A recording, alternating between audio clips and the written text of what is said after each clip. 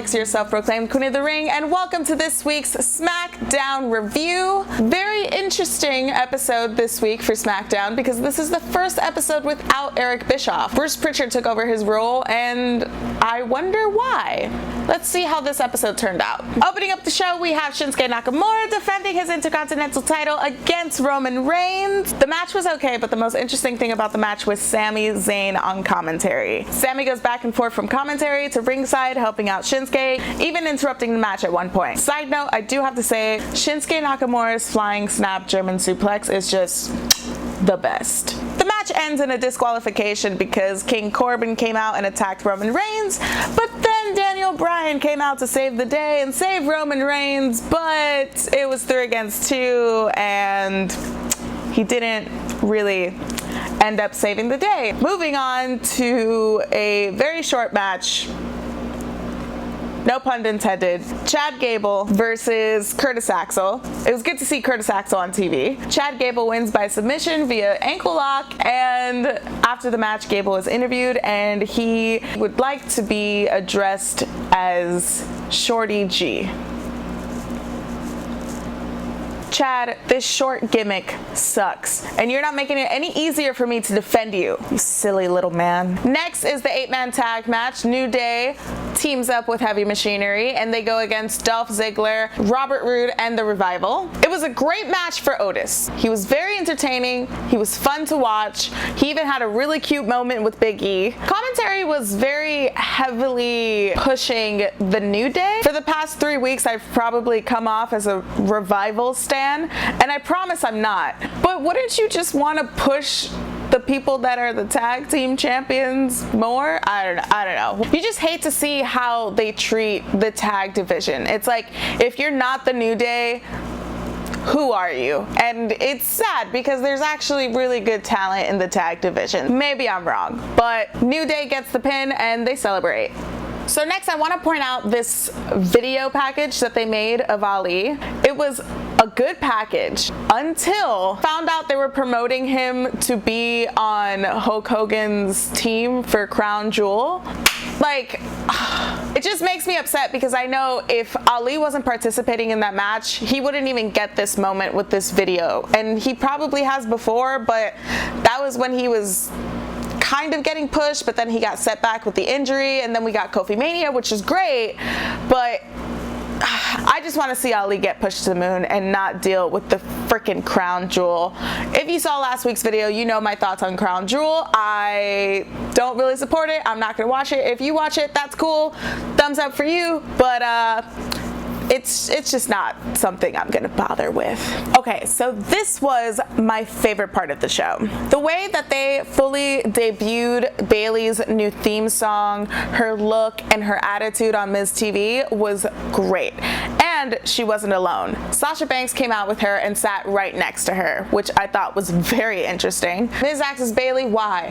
Why did you kill the Bayley buddies? To which Bayley replies, I don't owe you or anyone an explanation. And then she gives us her explanation. Says the division is lazy, lacks passion, and she outgrew them. And then she takes a page out of Vince McMahon's book and says, life sucks and then you die.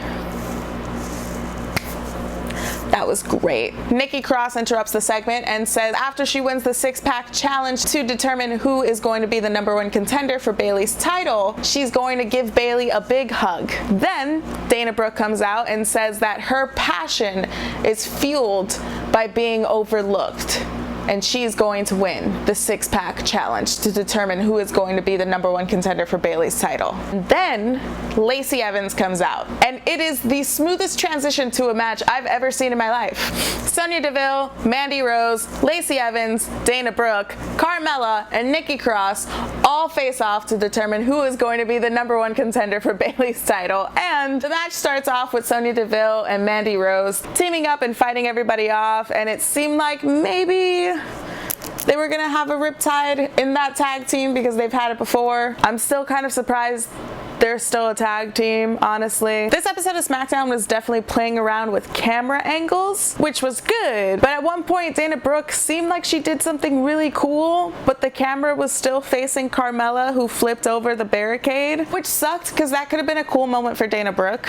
I thought Lacey Evans was gonna win the whole match, but turns out Nikki Cross won. I was surprised. I liked Nikki Cross on the mic before the match, and I like Nikki Cross in general, so I'm happy she's getting a shot. I just hope that Alexa Bliss doesn't get involved, but that's also hoping that Sasha doesn't get involved, and she probably will. Following that was a squash match between Braun Strowman and Drew Gulak. Didn't really care for this because they were basically promoting Braun's match at Crown Jewel. Drew Gulak saved me from this segment. The way that he was giving Braun Strowman advice about his upcoming match against Tyson Fury, even so far as to have a PowerPoint presentation, Drew Gulak is gold. And last is the main event with Daniel Bryan teaming up with Roman Reigns against Shinsuke Nakamura and King Corbin. And I know this is a review video, so I am going to let you know who won the match, but I'm more importantly going to explain to you how I processed the match. Daniel Bryan comes out, they cut to commercial. They come back from commercial. Shinsuke Nakamura and King Corbin are already in the ring. Then Roman Reigns comes out, and I thought that was weird that they mixed up entrances, but no, Roman Reigns comes out last because they want to make the grand announcement that he is now the new captain of Team Hogan for the Crown Jewel pay-per-view. I just checked out. Daniel Bryan was good in the match. Shinsuke Nakamura was good in the match. Daniel Bryan pinned Shinsuke Nakamura to get the win. And I know that it sucks to hear somebody complain about the same thing over and over again. Am I right, wrestling Twitter? You're shoving this pay-per-view down my throat. Let's face it, this pay-per-view benefits nobody other than their pockets, and it just made it really hard for me to focus on SmackDown. If I had to give this episode of SmackDown a grade, I would give it a D. The blatant favoritism throughout the show and promoting that damn pay-per-view just doesn't do it for me. But here at Wrestling with Regret, we want to know what you guys think, so let us know in the comments below what your thoughts are on this week's episode. Don't forget to give this video a thumbs up and subscribe to the channel. If you want to subscribe to my channel, the link will be down below. If you want to follow me on Instagram, it's @_QueenOfTheRing, and on Twitter, it's @AQueenOfTheRing. Thank you guys so much for watching, and I will see you guys next week for another SmackDown review. Bye guys!